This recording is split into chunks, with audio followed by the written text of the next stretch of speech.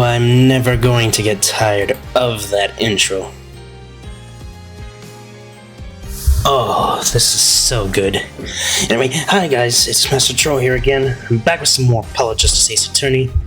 Now, as I said before, we're going to wrap up the first trial of Apollo Justice Ace Attorney for this trilogy here. And let's get right into it. I'm so excited to play this.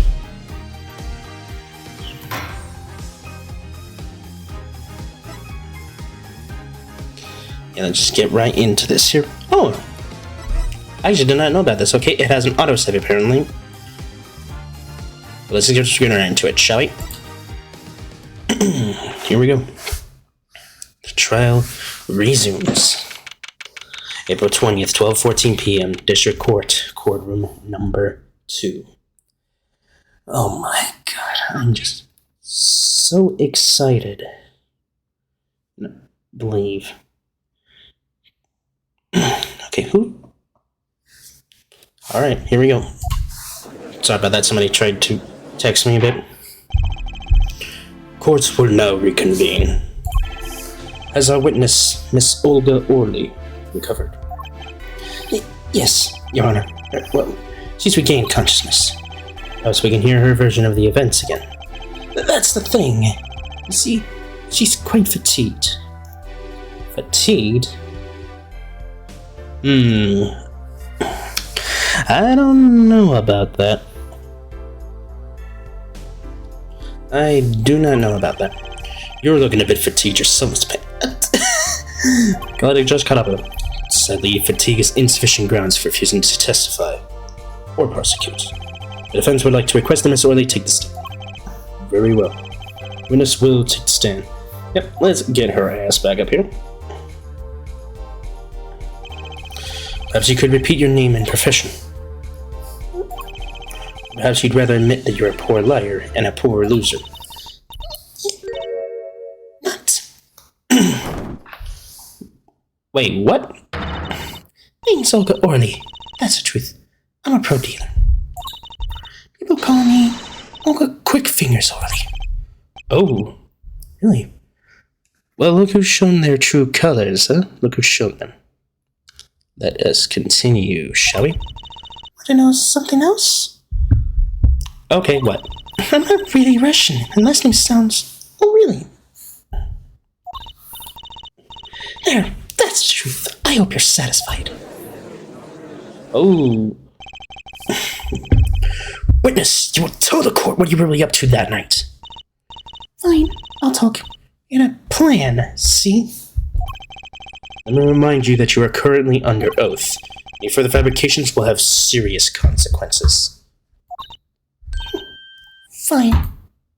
Surprised she's really compliant. Like I said, I'm a pro. Like A. Smith hired me to do what I do best. I was planted at the Bush Book Club 7 days prior to the night of the game. As a waitress. So you were in cahoots with the victim. Not that I needed my help. Smith is a well-known poker player in some circles. But winning wasn't the main purpose of this game. It was about destroying a legend. An unbeatable Phoenix Wright. The plan was simple. Elegant, really. See, we set up a trap of sorts. I was to plant a card in Wright's pocket beforehand. And we dealt 5 aces in one of the games. When hands were revealed, we'd call him out and search Wright. Then pull out the planet card and the trap would snap shut. You swapped the cards!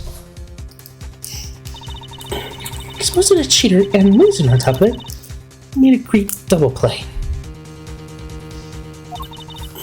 Just like that, Ledger would be dashed to pieces. Indeed. Getting caught red-handed at cheating would cast doubt on all his prior wins. A 7-year legend destroyed by one more card was the plan.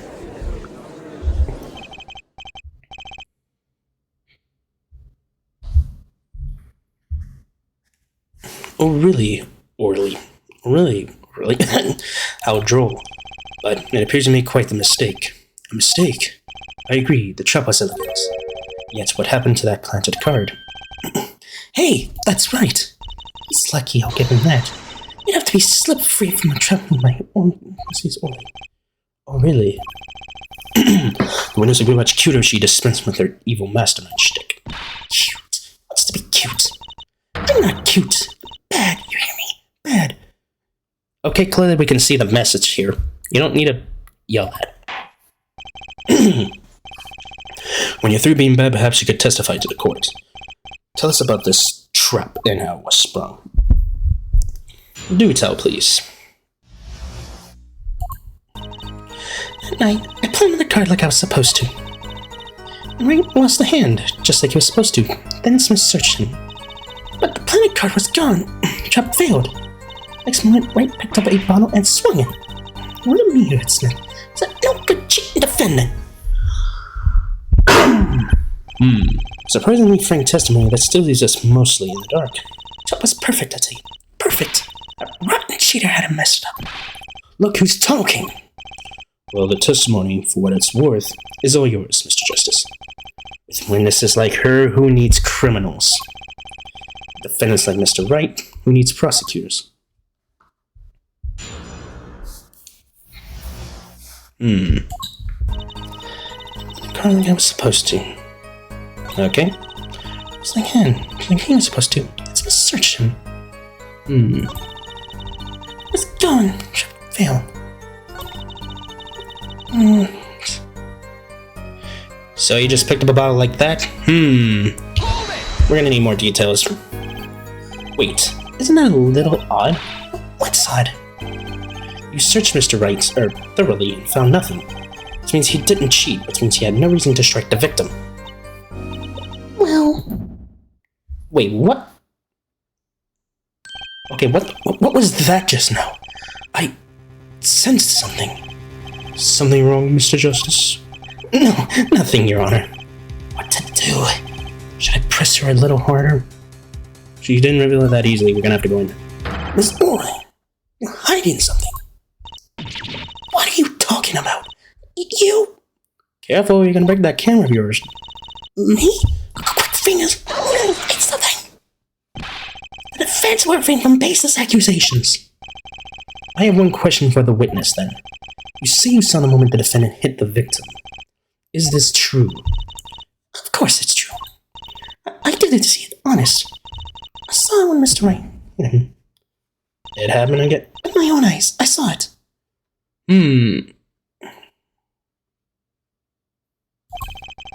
What's this weird vibe I'm getting? That witness, for instance, Miss Orley. She would touch the back of her neck during certain parts of her testimony. Did you notice? Touching her neck, was it? Aha, she's touching the back of her neck, the back of the head. Wait. Whoa, what's going on? This sensation, it's coming into focus. There, that twitch, it's so clear. Like I could perceive her habit like I couldn't before. Gotcha! Whoa.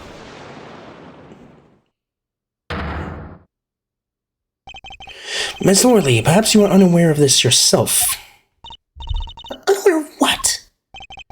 Whenever you get into a certain part of your testimony, you touch the back of your neck with your left hand.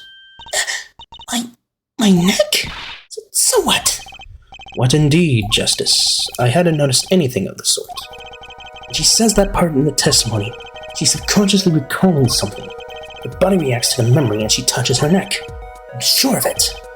Memory? Would someone care to explain what he's babbling about? Clearly you don't have clear perception, Payne. This is highly unusual, but let's ask the defense. Can the witnesses remembering something? Maybe you have evidence of this memory to show us. With a scratch on her neck which talks about the moment of the crime, that bottle. Phoenix supposedly smacks the victim. You can't see him doing that quote-unquote woman in the hands. Miss Orley, whenever you recall the crime that night, you scratch your neck. I've noticed it happens when you think about the moment of the crime. There must be some reason behind this habit of yours. When your weapon left an erasable impression on your neck is... No, I don't want to examine it, God. Back, please. And... present the bottle. Whenever she talks about the moment of the crime, she touches her neck. And what reminds us more of that moment than this bottle, the murder weapon? But something doesn't fit. If you were the only witness to the crime, why would that make you touch your neck like you're in pain? What's he talking about now? It was Mr. Smith, the victim, who was hit. Not you.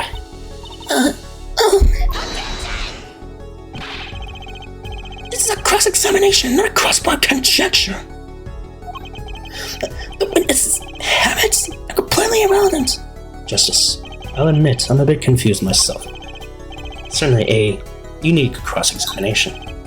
I'll explain later. Just trust me. That's our only chance to break her. Miss Orley, please testify in detail about the moment of the crime. The very moment. Yet, I am knowing nothing. Oh, she goes back to this shit when she doesn't want to do shit. We know you're not Russian. The witness will testify, please. Now. Fine. He's the one who did it. I didn't let it out of my sight until the cops got there. Wait a minute. And why was Mr. Wright's cell phone? He left to the first floor. No, I'm just gonna let this play out.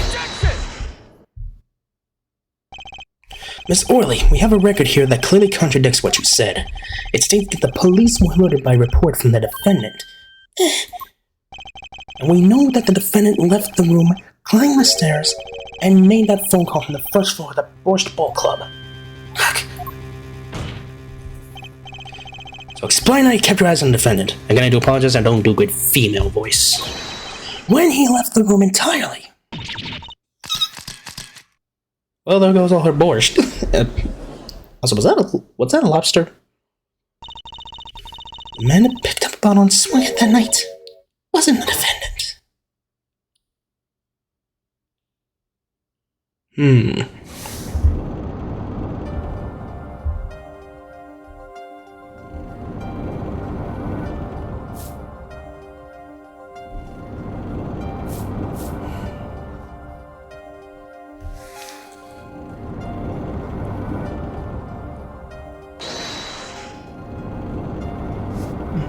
Check his pockets. Now! It's gone! The card's gone! You lose. Ah! Just then, Smith got the bottle from next to Wright.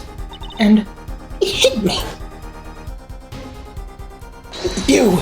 Some master of cheating you turned out to be!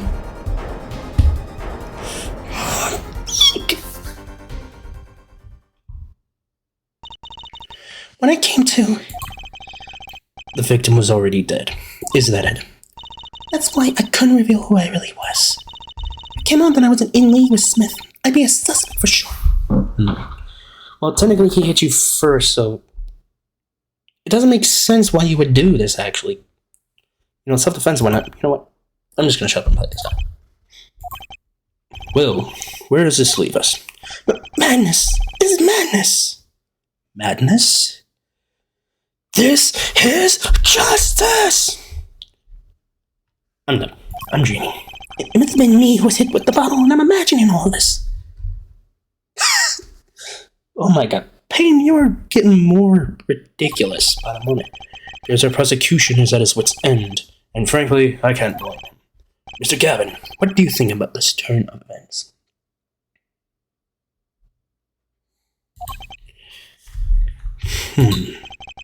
Mr. Gavin, sir? I believe that, as the defense in this case, you're compelled to call Miss Orley a big, fat liar. What? 3 were in the night of the murder. The defendant, victim, and her. And she has a motive. A motive? Her plot foiled, the witness got into an argument with her client, Mr. Smith. And the announcement of that argument was murder. What? I'm no killer. It's a trap. It's trying to frame me. Oh my lord. But Tangled webs we weave when we practice to deceive. So tangled we catch ourselves in the process. Mr. Wright? Such a hasty conclusion. It's not like you, Christoph Gavin. What are you saying? Why not consider the other possibility?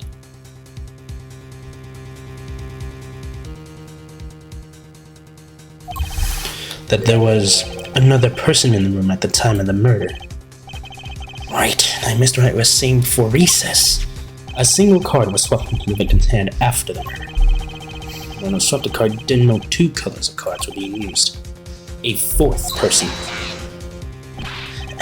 This theory again! A fourth person doesn't exist! Indeed.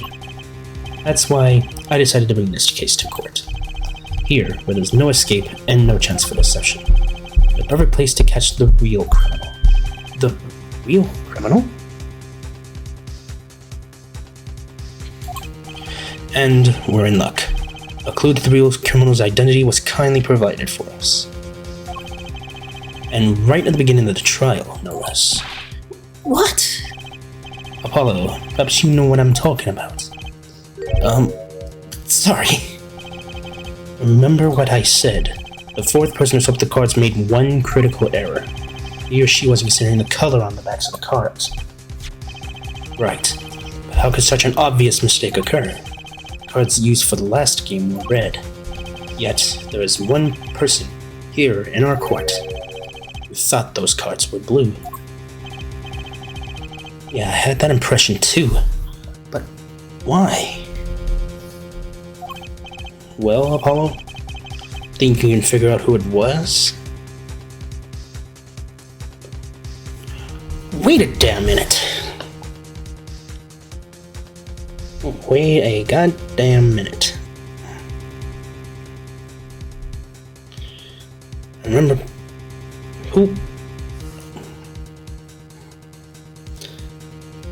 Hang on, I gotta.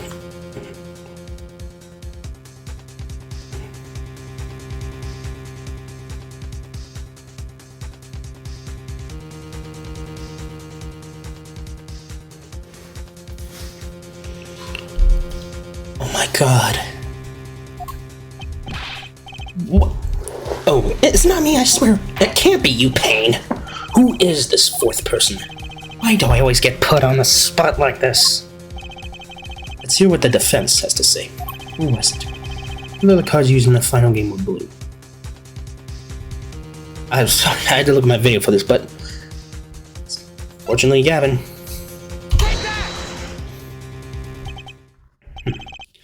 As I expected.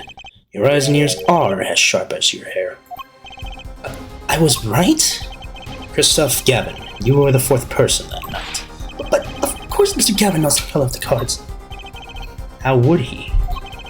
As you can see, the photo of the crime scene is black and white. You can't tell which of the cards are blue. One's on the floor or the table. Look! See the colors in this photo?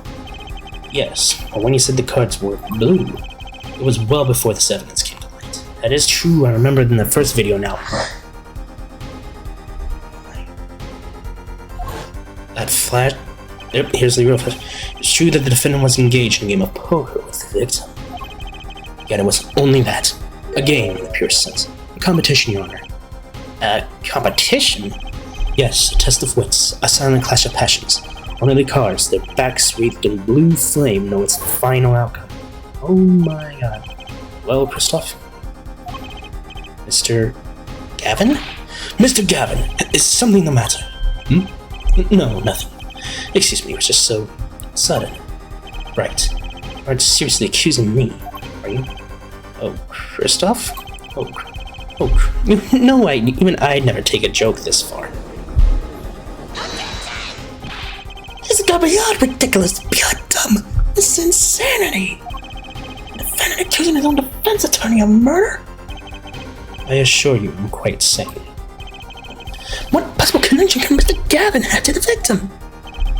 I wasn't aware that I had a connection to Mr. Smith either. Yes, Mr. Gavin and the victim have never even met. Well, what if they have? Huh? There's a possibility, after all. They may have met that night, before the game started.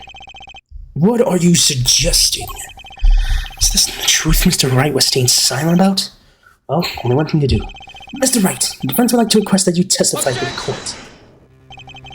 The defense would like to request no such thing. Mr. Gavin? Testimonies must relate to the case. How could anything happening before the game of poker, be related? Suppose he doesn't. Not sure I follow, Mr. Gavin. As I explained before, the defense believes that Miss Orley. Am I to assume you speak for Mr. Justice in this? He is the defense, not you. Mr. Justice, the matter of Mr. Wright's testimony is up to you. Oh, okay. Does the court, in your opinion, need to hear Mr. Wright's testimony? Well, if he really wanted to say this, so let's at least hear him out. This was Mr. Wright's strategy. He was planning this all along. And I intend to see it through. The defense would like to request that Mr. Wright testify to the court. And to Justice, you would never betray me, your teacher. I'm sorry, Mr. Gavin. This isn't about loyalty. This is about the truth.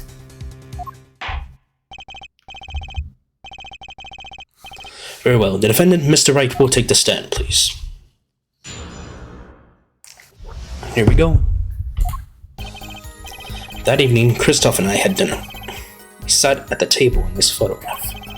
J.D. Smith walked in 5 minutes after Christoph left. When that trap failed, Smith hit the waitress. The girl was knocked out cold and Smith was uncontrollable. I left to call police. When I returned, he was dead, blood streaming from a cut on his forehead.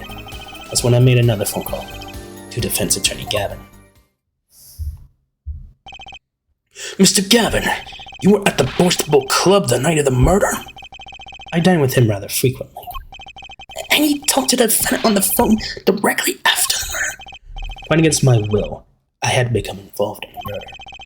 I thought I might be in need of a lawyer, so I called him. You were planning this all along, weren't you, right? Just because you wanted to drag me to your little murder trial. The only thing I want is the truth. As I did back then, and now. I thought my office was doing you a favor when we took on your defense. It appears that I was wrong. Very well. The defense may cross-examine the witness. Justice. Sir. He's lying, and you're going to expose him. Understood, sir. Mr. Gavin versus Mr. Wright. This can't end well. Why can't I have a normal trial? Because we're not a normal defense attorney.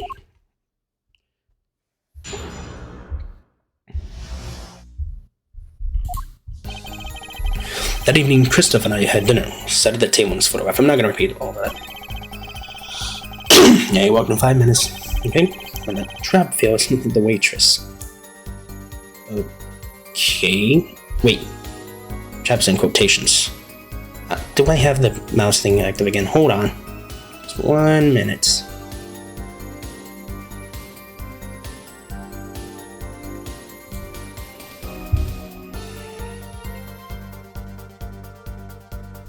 Ooh. It's a damn song, though.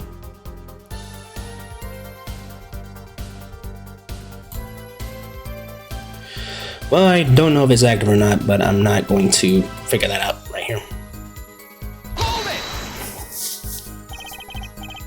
About this failed trap. This is the same trap that Miss Olga Orley mentioned.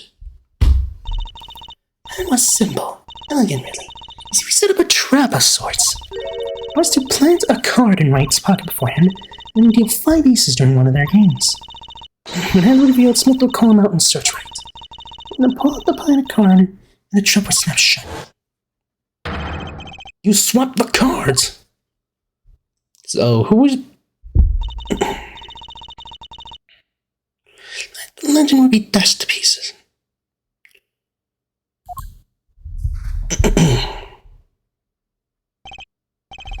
Yes, a harmless prank, in essence. It was by a quirk of fate that I happened to discover it.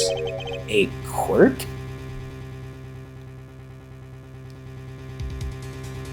Okay, is this Ace Attorney serious, or is this My Hero Academia now? Not hanging on My Hero Academia or anything. Shout out to all you who like it. I happened to put my hand in my pocket and found a card. The card she planted. Yes, I snuck a peek at it and found it was the 5 of hearts. I had a feeling something might happen, so I disposed of the card. Before the game. Disposed? Where? There was an empty bottle of grape juice I had been drinking right beside me. I threw the card inside the bottle. An empty bottle of grape juice? The murder weapon? Yes, I rolled it up and shoved it in. The colored glass makes it hard to see. About a witch between the deceiver and the would-be deceived. That sounds like terrific drama. It does, really. A card inside the murder weapon? That's strange. Did the police miss it in their investigation? Maybe I'll take a look.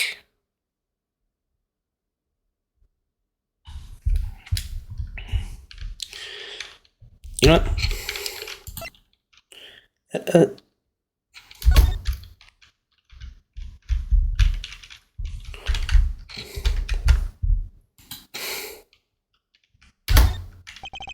No clues here.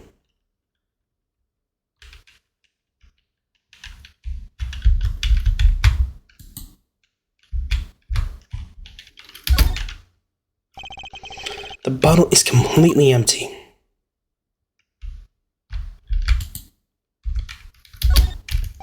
No clues here. Okay.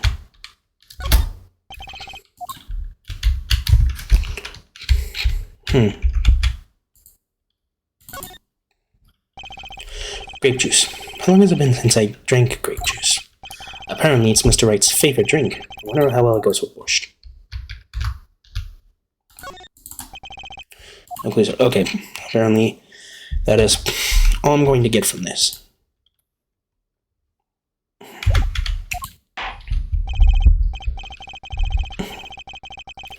Right, the poker head of courtroom number 3 approves of this battle rules. Please advise your system with this new information. I discovered the trap in the game and disposed of the card in the bottle.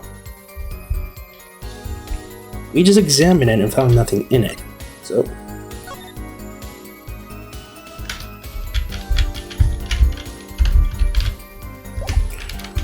We already just examined it, so... Mr. Wright, if I may. Yes? I examined the bottle and I don't see any card in here. No? Sorry about that, I'm drinking some Dr. Pepper. What? Mr. Wright? Surely, isn't all you have to say for yourself. I can't say that I know what happened to that card. I did put it in that bottle, however, perhaps a 5th person came and took it out. Oh, and a 6th person could have helped.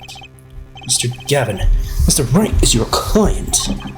My apologies, Your Honor. I won't have you disparaging our investigation either. We looked inside that bottle, and there was nothing.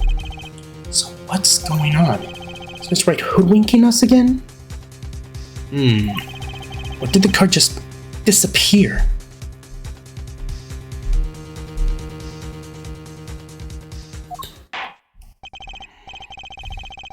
In any case, please continue the cross-examination. I'm afraid decisive contradictions call for decisive evidence. Oh, push him harder, Justice. Break him. It's just you and the witness in the ring. Go for the KO. Why do we get the feeling we're not on our client's side anymore? Okay.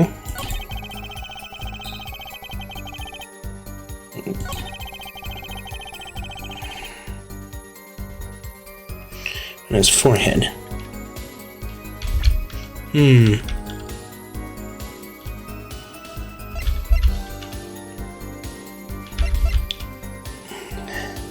Yeah, that's what I had removed.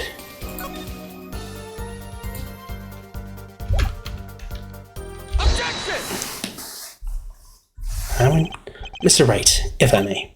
Yes? Take a look at this photograph of the crime scene. See the victim here? He's wearing a hat.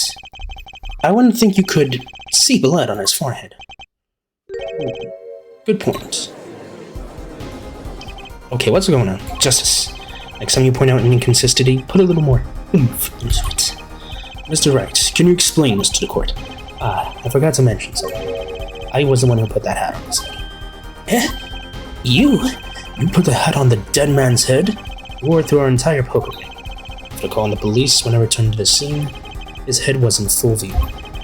Shining bright, just like in this photograph. And I picked his head up off the floor and put it in his head. Why did you do a thing like that? All I can say is, I'm sorry. That's the only thing I touched at the crime scene. So Miss Orley didn't see it? It being the victim's, his head. I think not. She was out cold. I believe I was the only one who witnessed his head. Here we go again. Mr. Gavin? Pardon. It just seems that our client is determined to lie his way through this case. Hey, he's still our client! Isn't he?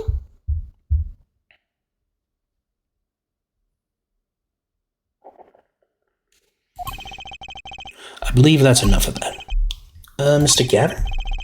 This testimony is more like a travesty. It's riddled with lies.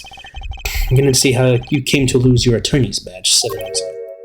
Well, you certainly have a unique way of treating your clients, Christoph. I never knew. I believe it was you who threw the first stone. Mr. Wright, if you intend to ever tell the truth about this case, it's now or never. Don't be misled. I haven't told a single lie here. Eh? When I noticed the trap, I put the card in a bottle to dispose of it. When I put the hat on the victim's head, let's just say I had a reason for doing that as well. A reason? That reason is right here.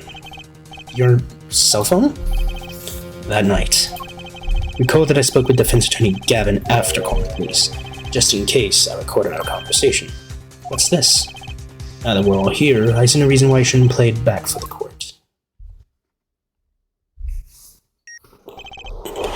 Christoph, I seem to be in a bit of trouble. What's this? Game not going well? Something like that. That gentleman who challenged you, he turned out to be good? He turned out to be dead. Someone hit him. Hard. You mean someone cracked that flawless bone china pate? It wasn't you, was it? Me? Please. The cops should be here any minute. I'm in your hands, should it come to that. Bone china plate? I believe you said pate. No, kind of porcelain, very smooth and shiny. And not plate, but pate. I believe it was referring to a certain gentleman's balding forehead. The court appreciates the defendant's discretion in not indicating my forehead. Wait a second. Something's not right about that phone call. So after Mr. Gavin ate dinner with you, he left the Bush Bowl Club. Most certainly. Then how did he know? When did he see this bone china pate? Oh, that's right. Yes, that was when I began to see my good friend in a different light. Troubled, I returned to the crime scene. When I spotted Mr. Smith's head again, I realized exactly what was wrong. Well, Mr. Gavin, the stage has been set. Perhaps you would like to explain this to the court.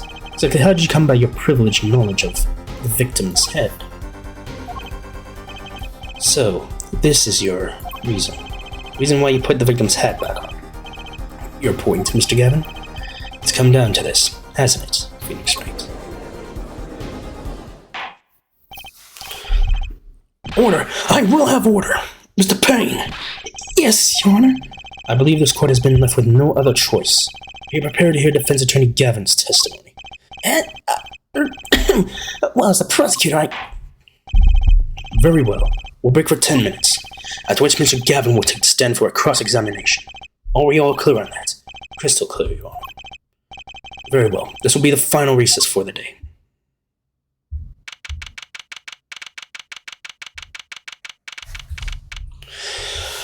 Oh boy, this is getting interesting. Mr. Gavin and Mr. Wright are both in the judge's chamber. Who would have thought today would turn out like this? Me? Huh? What? Hello, sir? Please, pick a card. What's all this about? Is this one okay? Excellent. I have a message for you. The last hand is about to be played. You'll need a trump card to make it. A trump card? The card you have chosen is magical. Use it wisely, and the game is yours. That's all. An ace. Where do I remember that card from? This hand has 3 aces.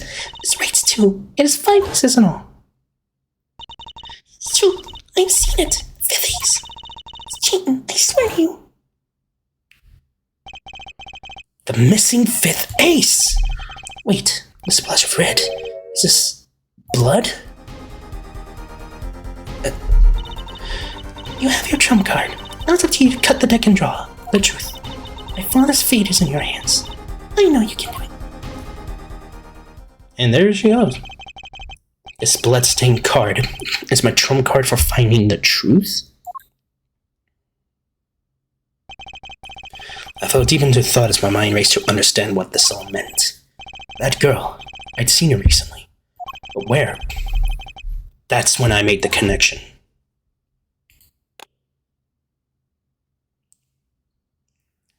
His daughter. Bloody ace added to the court record. See where mysteries go. Could this be the missing fifth ace? No way to find out. April 20th, 2:45 p.m. District Court, courtroom number 2. Court will now reconvene. Defense Attorney Christoph Gavin, will you please take the stand? Man, he looks pretty good, actually. I really like the art style list. Now then, if you would, Mr. Payne. Yes, Your Honor. Witness stated his name and occupation. Why are you sweating bullets already? Is this farce necessary, Your Honor? Believe me, far stranger things have gone on in this court. I know. Fine, I'll play along. First, there's one thing we need to have made clear. How did you know about the secret beneath the victim's head? By secret, I guess he means the fact that Mr. Smith was bald. Forgive my curiosity, but what is it about this fellow's head? Your Honor seems to have an ornate interest in it. Objection!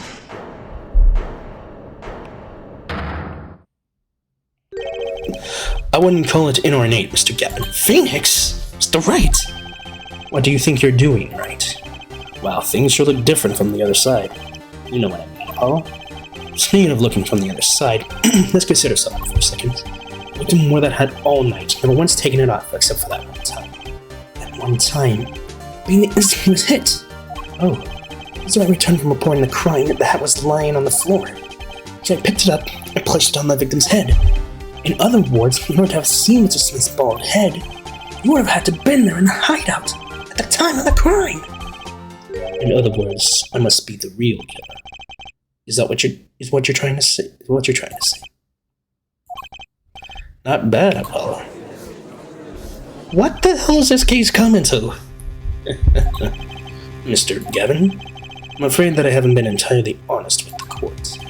What? Oh boy, what the hell's going on? Oh, I assure you, I had the noblest of intentions. I did it all to protect my client, Mr. Wright. Yet, I'm afraid in the current situation, I see little reason to hide anything.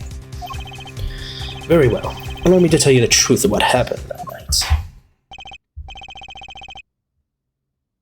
Finally, you may begin your testimony. Tell us, how were you involved in the events of that fateful night?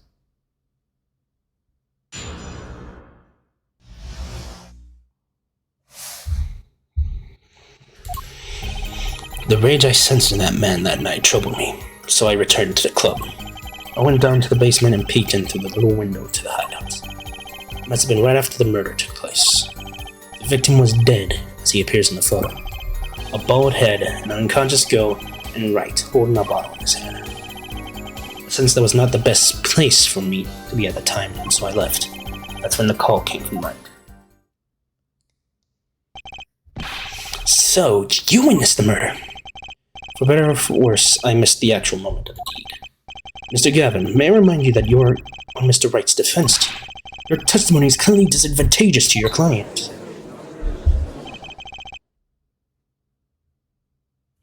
What else could I say? I'm standing on the witness stand, after all. So you are, Mr. Gavin. And you had to testify as you just did. You had to tell them you saw the scene of the crime through that little window. Mr. Wright? You had to say that. Because that was the only probable window of opportunity. Right, Apollo? Oh! Mr. Wright, the defense should do the cross-examination, not the defendant. Mr. Justice, are you prepared? Yes, Your Honor. I can't believe I'm going up against Mr. Gavin. This trial is getting weirder and weirder. Tell me about it.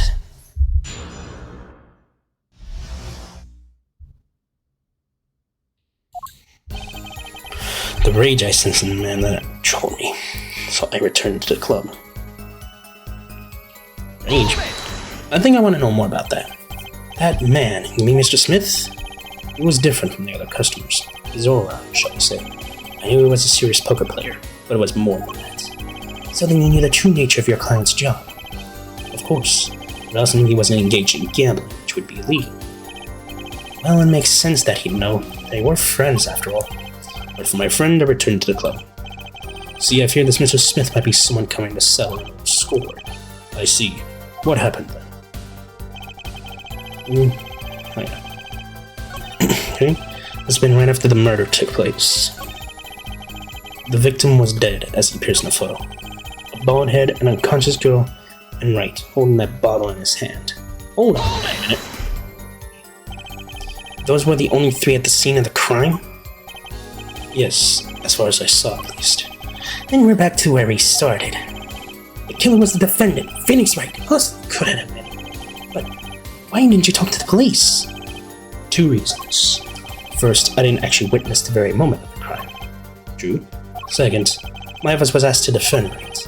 Even after seeing what I had seen, I couldn't abandon my friend. There must have been someone else there at the moment of the crime.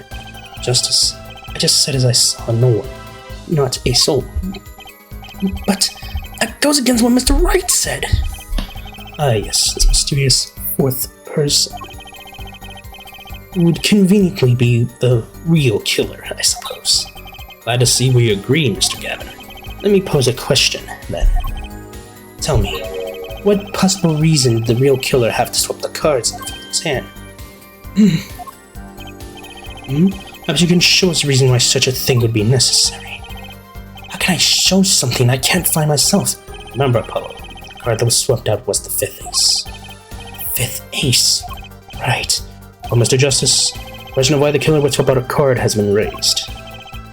Can you point to a reason?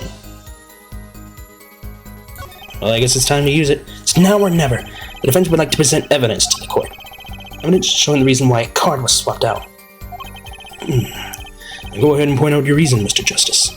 Why did the killer take the 5th ace?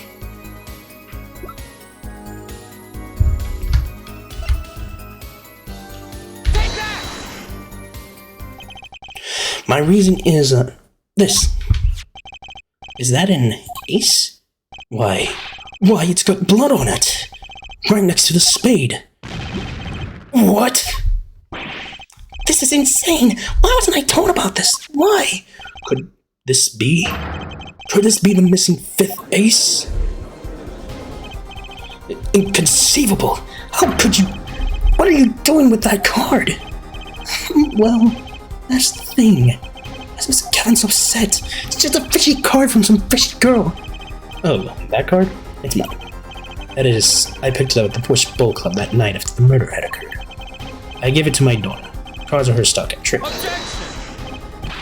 No! Impossible! Unacceptable! The court can't accept this evidence. It's a fraud! A fraud? How can you be so sure? What? I would think the only person who could claim it was a fraud would be the one who took the real card from the crime scene. The real killer. Oh, allow me to elaborate. What if this trace of blood was the reason?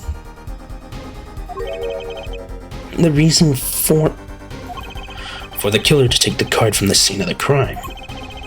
Where are you going with this? Take another look at the photo, and at the victim's head. The moment of the crime, his hat fell to the floor, and a trickle of blood ran from his forehead down the back of his head. When a drop of that blood had fallen on one of the cards. I suppose the killer then took the card to hide the blood. Regardless, that evidence is non-permissible. Oh? Right. Regardless of how you wasted the last 7 years, you used to be a lawyer. You know what a serious crime is to conceal evidence. Oh, we can discuss the finer points of our legal system later. What's important now is that I've answered your question. But what are you talking about? You wanted to know why the killer would have taken a card from the crime scene. And now, I've told you. That one drop of blood would have been decisive evidence. This is baseless conjecture. Baseless! Kill your role there. Oh, I assure you it's quite based. What? It's amazing. A single drop of blood on a single card can lead us to the truth. It's quite simple. Well, Apollo, yes, try picturing the scene of the crime in your head. Whoa. Oh my god, 3D now. Murder took place in the hideout. The body of the luckless victim was found at the poker table, and before the killer swapped a card out, there was a single card with a drop of blood on it in the victim's hand. Given this, there's one decisive problem with this scene. Well, what is it? Let's keep it simple, shall we? Given that there was a drop of blood on a card, whose position in this diagram doesn't fit? The victims, the killers, the witnesses, the second witness? Whose position doesn't fit with the bloody card? It would have to be the victims. Well, isn't it the victim's position that's the problem? I don't follow your logic here, Mr. Justice. Well, look, the victim was struck on the head, sending him back in his chair. He hit anybody would be falling behind the body, onto the table in front of him. Take a look at the photo again. If he bled in this position, the blood would fall on the floor, not on the cards. Why, that's right. So what does this mean? Incidentally, we're sitting in swivel chairs. Swivel chairs? Oh man. Apollo, try turning the chair around.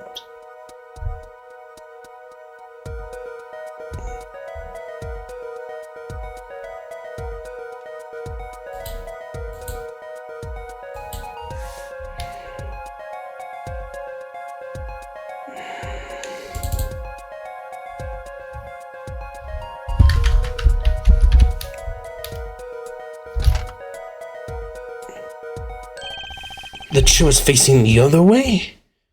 It would have to be. So that's how I know. Interesting. So I'd assume that at the time of the murder, the victim's chair was facing away from the table. Mr. Wright returned from informing the police. Which way was the chair facing? He came back to the room. The body was facing us seen in this photo. That would mean the killer turned the chair back around. Let's take the next step. Look at the diagram once more. Now the victim was facing away from the table at the time of the murder. But this creates another significant contradiction. Again! All these contradictions, damn. Let's test your reasoning skills, shall we? Apollo, what location on this diagram contradicts our new understanding of the crime? The victims, the killers, witnesses, the second witnesses? Whose location creates a contradiction and the victim was facing away?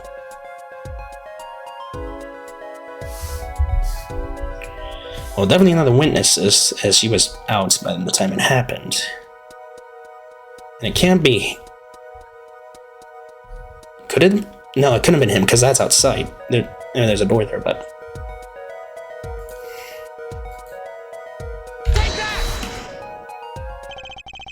The victim was struck from the front, correct? Indeed. Well, wouldn't it be harder for the killer to hit him from the front? Sitting where his indicator currently is. I would think it'd be quite hard, Yes, but what you're saying makes no sense. Why would the victim suddenly turn to face the wall, in the middle of a game? I believe his fishing reason will soon come to light. What? There's something in this diagram that makes far less sense, actually. Look again at the diagram. Apollo, the victim was struck where he was sitting, as shown here. Where would his assailant be standing? Try marking it on the diagram. What? There's no room to put a mark where the killer should be. Don't worry. Let's think it through and see what we find. We know the victim was facing toward the wall at the time of the crime. That's the only thing we know for sure. Try to forget about everything else. Where did the killer have to be standing to strike our victim from the front?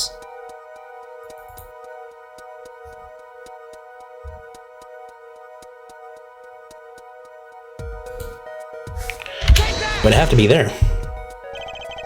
The killer had to be standing, well, here.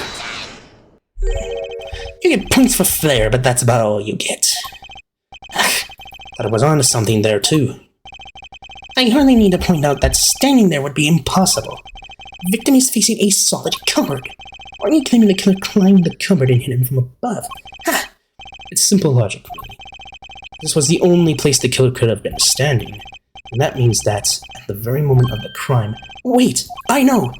At the moment of the crime, the cupboard wasn't there! What's this now? I mean, that's the only explanation, right, Mr. Gavin? Your Honor, I have a suggestion for the defense.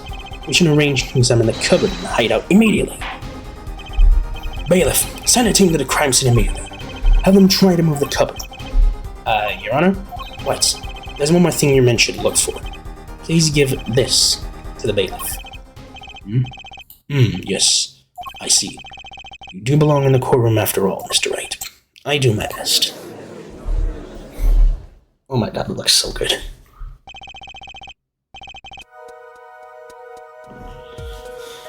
Let's forge ahead here while we wait.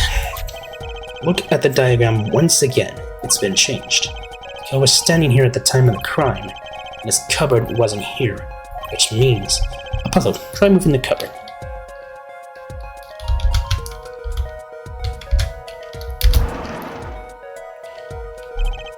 Thank you.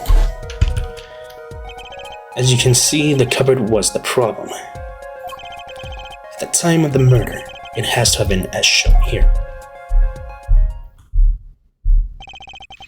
Now everything is in place to reconstruct the moment of the crime. Oh my. What's this? What is it now? Look at the diagram of this crime scene once more. It appears we found yet another contradiction. What I believe to be the final contradiction, in fact. Huh?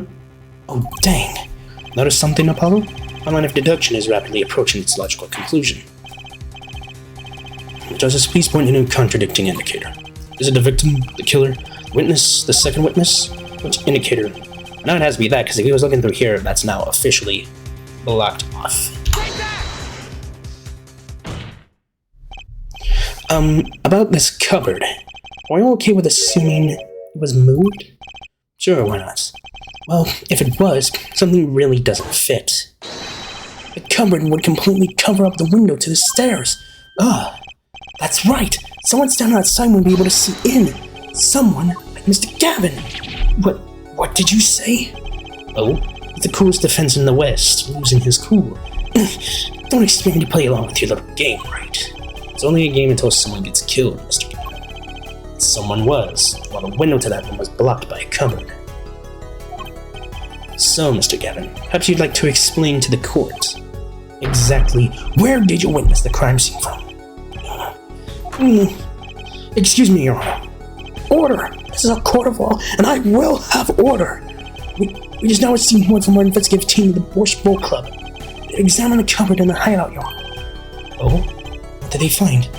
Well, Your Honor, turns out there is a secret passage behind it. What? Ah, yes. I believe I mentioned something of the sort before. This is one of the tricks, too, who many of our regulars know about. I do remember him saying something about that now that he mentions it. Secret passage is a handy thing to have when you're engaged in these goings on.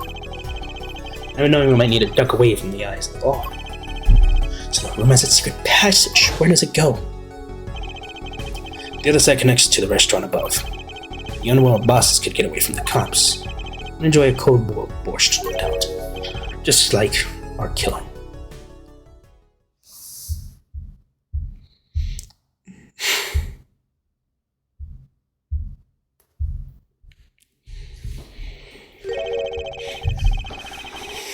You see where a line of simple deductive reasoning has led us, Apollo. I see it, but I don't believe it. That girl wasn't kidding when she said I needed this trump card for the last hand.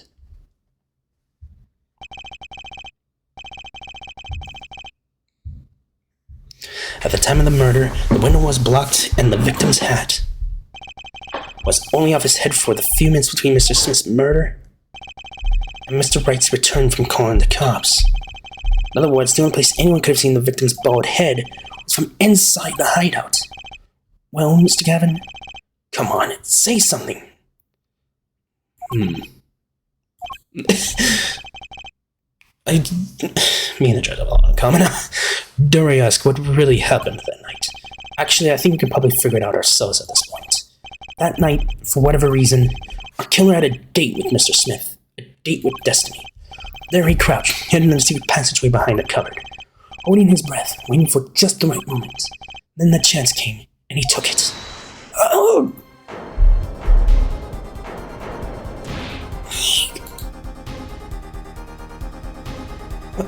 Why did you do that? You're out of help. As Oba Orley was out cold, struck by Mr. Smith. His time was soon to come. Mr. Wright went upstairs to call the cops, leaving Mr. Shady Smith alone in the hideout with the unconscious dealer. The killer stepped out from the secret passage and into the hideout. The victim must have heard the cupboard sliding aside. He put his chair around to look, and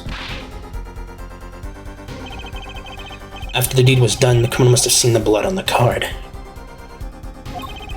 He would have, of course, realized the need to destroy the evidence. That single spot of blood told the whole story of the crime. Too bad for him he didn't linger any longer in the hideout that night. If he hid, he might have noticed the cards on the floor. And the fact that they were all red!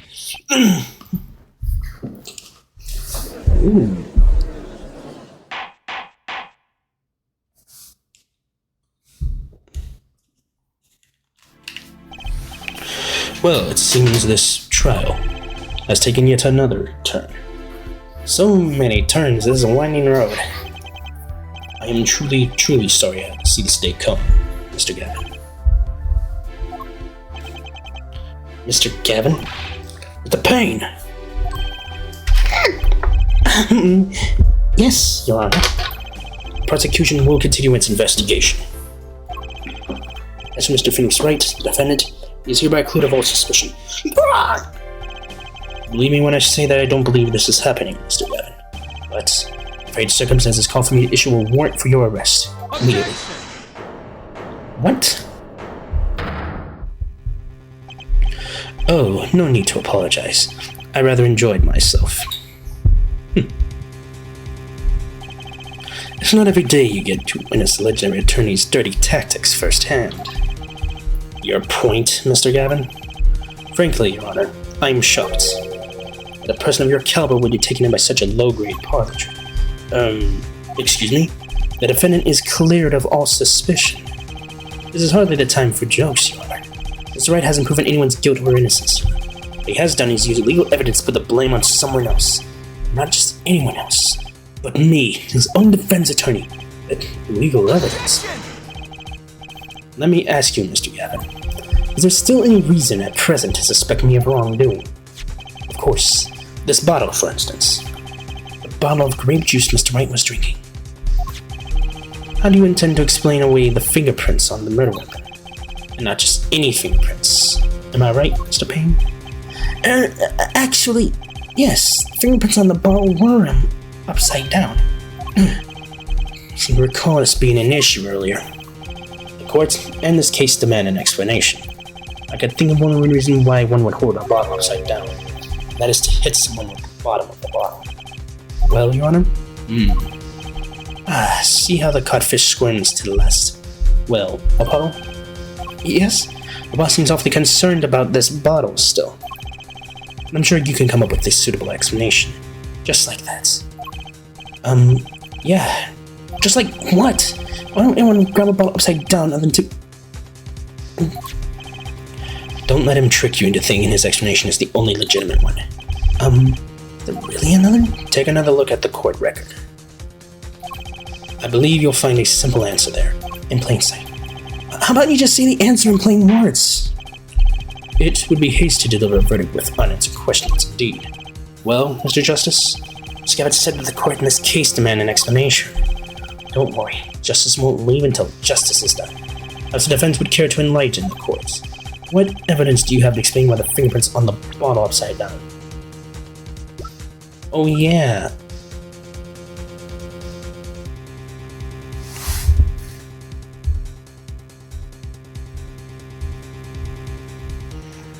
Wait, what?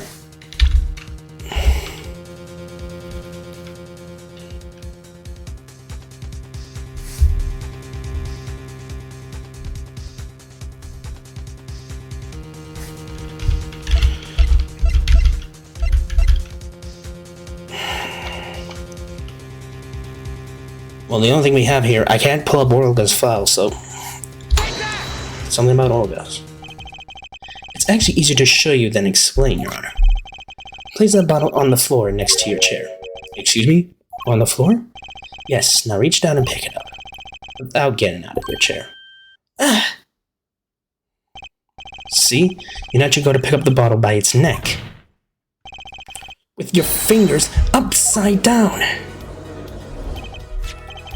Look at this photograph taken the night of the murder. Defendant Mr. Wright sat there, playing piano, bottles of grape juice on the floor to the side of the piano bench. He would have naturally picked up the bottles upside down several times. Wow, can't believe it was that simple. I call her dinner that evening, Christoph. I was drinking my usual juice then, too. Basically used the bottle on the table to do the deed, and he must have remembered. So he went and picked up one of the bottles from under the piano. You switched the bottles. You took one of Mr. Wright's bottles and it looked like the murder weapon. Order, order, order. What did you say to these charges, Mr. Gavin?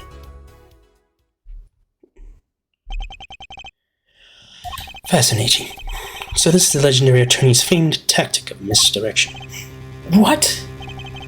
You claim that I switched the bottle. Where is your proof? Proof? Well, that's... As I thought, more baseless conjecture. I'm afraid your bottle of proof is quite empty. I wouldn't be so sure about that. Your Honor, when you initiated the investigation of the hideout earlier, you recall requesting an additional investigation. Ah, yes, I have your memo about that here. Retrieve the bottles from under the piano at the Borscht Bowl Club. And here's one of the bottles in question. What are you going to dust that for fingerprints too?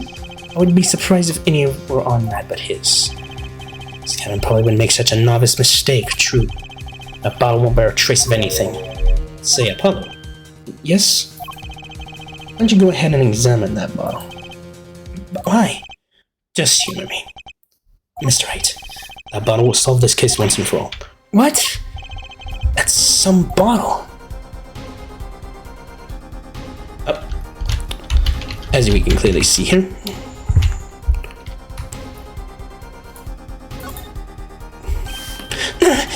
There's something inside the bottle.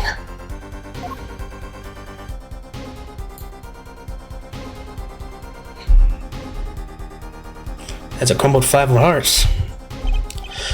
What's this? That card. It can't be. Recall that unpleasant woman's testimony for a moment. Miss Olga Orley? Yes, when little swindling Devotska. I can't do Russian. Like I was supposed to. Right, lost the last hand, just like he's supposed to. Let's search him. But the panic card was drawn. The trap failed. Wait, this isn't... You're telling me that this is the planted card you disposed of? When you mentioned in the piece of testimony? I happened to put my hand in my pockets and found the card. Yes, I snuck a peek at it and it was the 5 of hearts. I had a feeling something might happen, so I disposed of the card before the game. Disposed? Where? It was an empty bottle of grape juice I had been drinking right beside me. Threw the card inside the bottle.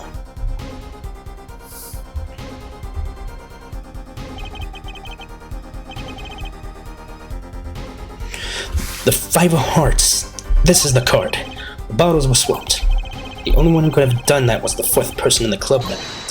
You, Mr. Christoph Gavin.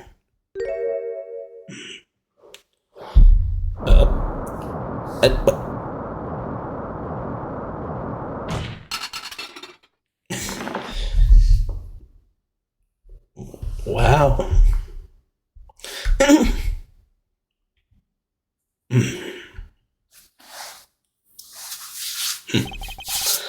That is all.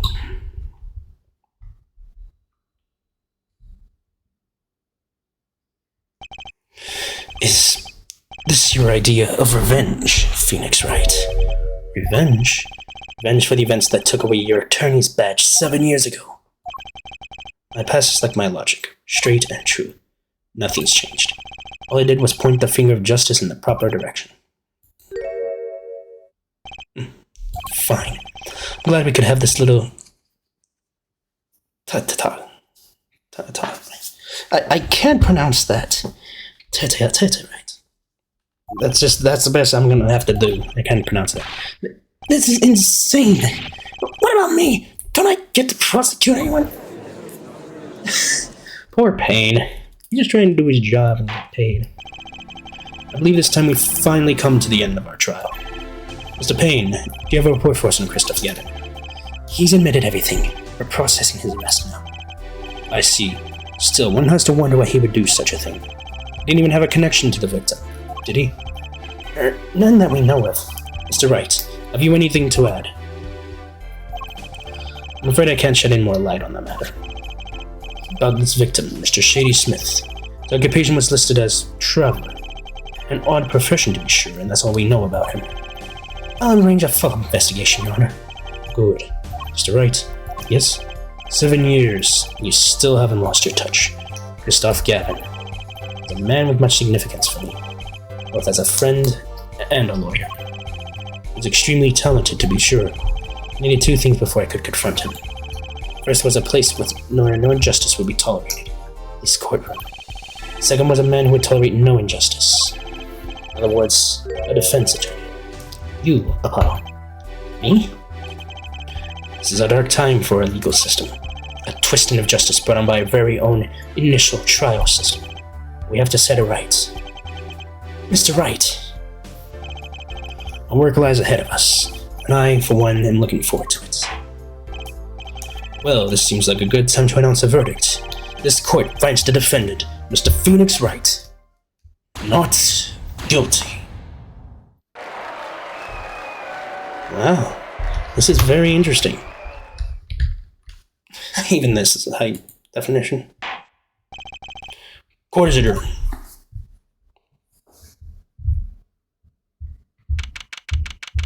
April 20th, 4:20 p.m. District Court, Defendant Lobby number 3. Thanks, Apollo. You came through just like I thought you would. I'm pretty sure I didn't do a thing in there. It was you who caught Mr. Gav, the killer. I couldn't have done it by myself. You sensed it too today, didn't you? Your ability. Ability? Yes, a sensitivity I lack. You'll come to understand it soon enough. Wait, I wonder if he means... I have one question for the witness, then. You say you saw the moment the defendant hit the victim. Is this true? Of course it's true. What's this weird vibe I'm getting? What was that, Mr. Wright? You'll have to find the answer to that question yourself. The answer, right? He was full of questions without answers. Most of them about Mr. Gavin. A possible reason could he have had to commit murder. Perhaps you'll learn that in the days to come. Huh? Wait, you don't know, do you? This locket is the key. Huh? Oh, that reminds me, I met the girl whose picture is in your locket.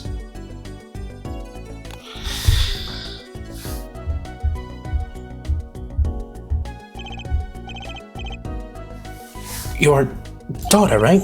That's right. She's my daughter. You know, you were right about this locket. Eh? I took this off his neck the night he died. It looks like our dear Russian scam artist saw me. This locket really did belong to him.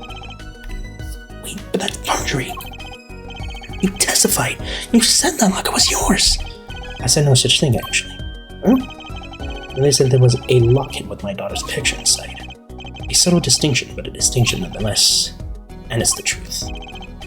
Wait, but then... why? Why was the victim wearing a locket with a picture of your daughter inside it? Sometimes the straightest path to the truth isn't the best one. Give it time. You're still just getting started with your career. Speaking of which, I may be out of a job. I work for Gavin Law Offices, after all. I can't believe it just sounds like Gavin get led away in handcuffs. Apollo. Yes? How about coming to work for me? Eh? I mean, at the Wright & Co. Law Offices? I mean, there's not a single attorney in my generation that doesn't know it. Can't imagine that to be true, but... Wait, but then you're not a... Oh, I turned in my badge, yes. I'm an attorney. That incident 7 years ago. That legendary trial. At the middle of it all was one man. Phoenix Wright. The case reached its sad conclusion, and he left law for good.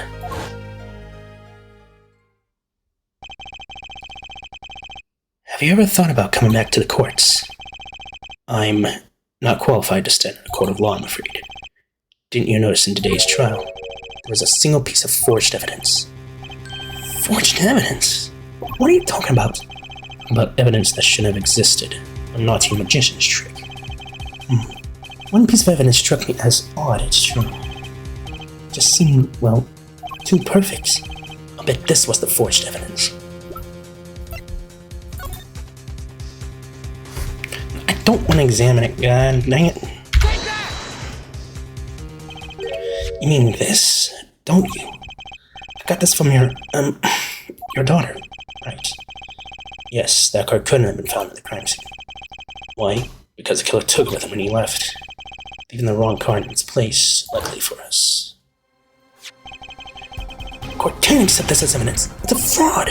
A fraud? How can you be so sure? I think the only person who would claim it was a fraud would be the one who took the real card from the crime scene. The real killer. My verdict was already handed down 7 years ago. Then you really? Yes, I forged this card. And look at the crime scene should have told you it wasn't real. But you can't do something like that and call yourself an attorney. Calling themselves an attorney. So it's true. The rumor is true. 7 years ago. None of that matters much now, does it? Did we just smack him? I punched him. Yep, you did. It's your story from here on out, Apollo. Perhaps I can help you turn the next page. My office's address. Drop in if you like. Mr. Wright. Oh, about your uppercut. Try yelling, "Take that," next time.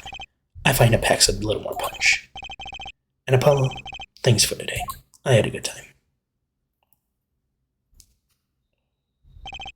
And with that, Mr. Wright walked out the door.